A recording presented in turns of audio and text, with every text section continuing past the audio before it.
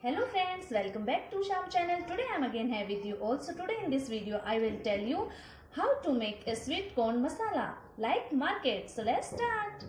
We will boil our corn seeds. We have to boil our corn seeds in hot water.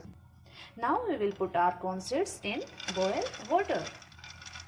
Now we will put half tablespoon salt. Now mix it well.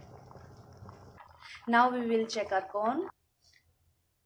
You can see our corn have got boiled. We will take a kadhai. In that we will put 2 tablespoon ghee or butter, half tablespoon Kashmiri lal mirch and half tablespoon chaat masala and some salt. Now we will add the corn in this.